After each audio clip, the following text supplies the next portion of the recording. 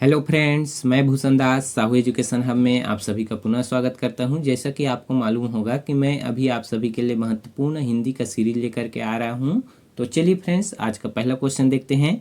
Non मिर्च किस समास का उदाहरण है? तो नॉन मिर्च कैसा समास है? अवयवी भाव, तत्पुरुष, द्वंद्व या द्विगु?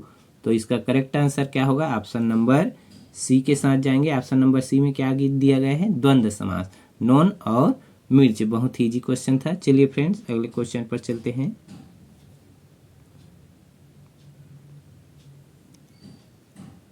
चिन्हांकित में तद्भव शब्द नहीं है। तो तद्भव शब्द नहीं है, आपको बताना है करम, घोड़ा, काम या आखर। तो तद्भव शब्द नहीं है पूछा गया है, तो इसका करेक्ट आंसर क्या होगा? ऑप्शन नंबर ए के साथ जाएंगे। करम, करम ये कैसा शब्द है? तो ये तत्सम शब्द है। और उसी प्रकार घोड़ा दिया गया है, ये तद्भव शब्द है, क्योंकि हम अश्व बोलते हैं संस्कृत में, है ना। और काम तो कार्य बोलते हैं।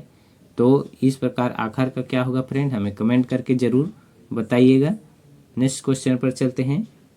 नीचे दिए गए शब्दों में देशज शब्द है। तो देशज शब्द आपको बताना है। अगिन है, रात है, बाड़ा है या ठेस है? तो इसका करेक्ट आंसर क्या होगा? देशज शब्द बताना है। तो ऑप्शन नंबर डी के साथ जाएंगे। ठेस जो है एक देशज शब्द है, और बाकी शब्द जो है दिया गया है वो कहीं न कहीं विदेशी शब्द है। अगले क्वेश्चन पर चलते हैं। दिया गया है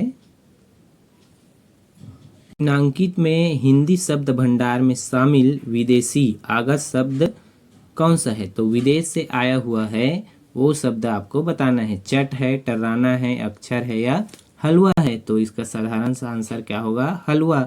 हलवा और कहाँ से आया है? तो ये एक अरबी से आया हुआ है। और हलवा के अलावा क्या आएगा? हलवाई भी आएगा अरबी शब्द में, इसको याद रखिएगा। और बाकी चट, टर्राना, अक्षर ये क्या है? तो ये देशज शब्द है फ्रेंड, इसको याद रखिएगा। अगले क्वेश्चन पर चलते हैं। मरमर स्वर का दूसरा नाम है। तो मरमर स्वर का दूसरा नाम क्या होगा? अर्धघोष, पूर्णघोष, मौखिक या जपित? तो इसको हम बोलते हैं अर्धघोष। ऑप्शन नंबर ए के साथ जाएंगे। उसे हम मरमर स्वर को अर्धघोष के भी नाम से जानते हैं। ये एग्जाम में पूछा जाता है फ्रेंड, इसको याद रखिएगा। नेक्स्ट क्वेश्चन पर चलते हैं। ढ किस प्रकार का व्यंजन है? तो ढ कैसा व्यंजन है? संघर्षी व्यंजन, पार्श्विक व्यंजन, स्पर्श व्यंजन या उच्छिप्त व्यंजन? तो इसका करेक्ट आंसर क्या होगा? ऑप्शन नंबर डी के साथ जाएंगे। हम उसे बोलते हैं उच्छिप्त व्यंजन। ढक्कन का ढ ये क्या है? उच्छिप्त व्यंजन है। और इसके अलावा क्या आएगा?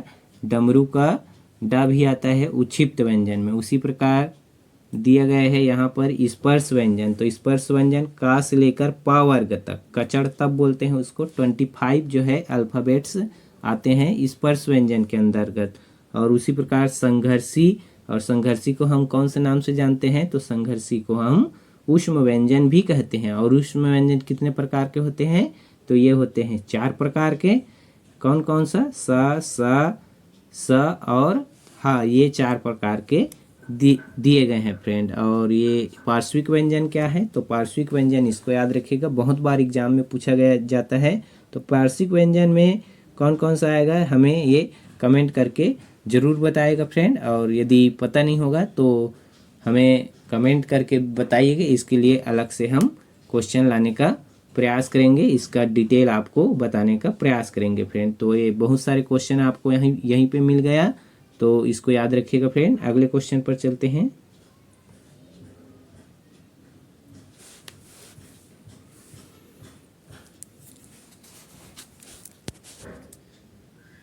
निम्नलिखित में सही वर्तनी वाला शब्द है। तो सही वर्तनी जो लिखा हुआ है आपको बताना है। तो इसका करेक्ट आंसर क्या होगा? दिया गया है चरमोत्कर्ष, महत्वाकांक्षा, मुमूर्षु या दायित्व। तो इसका करेक्ट आंसर कौन सा सही लिखा गया है? तो ये जो है ऑप्शन नंबर सी के साथ जाएंगे।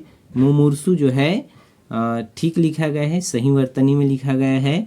और ये बाकी तीनों गलत लिखा गया है। दायित्व ये स्पेलिंग गलत है ना, ये भी स्पेलिंग गलत है और ये भी स्पेलिंग गलत है। जल्दबाजी के चक्कर में हम जो है महत्वाकांक्षा या चरमोत्कर्ष को लगाकर आ जाते हैं। तो ये एग्ज़ाम हॉल के लिए आप अच्छे से देख लीजिएगा फ्रेंड। जल्दबाजी में आपको जो है क्वेश्चन गलत करके नहीं आना है। एक एक नंबर बहुत कीमती रहता है फ्रेंड।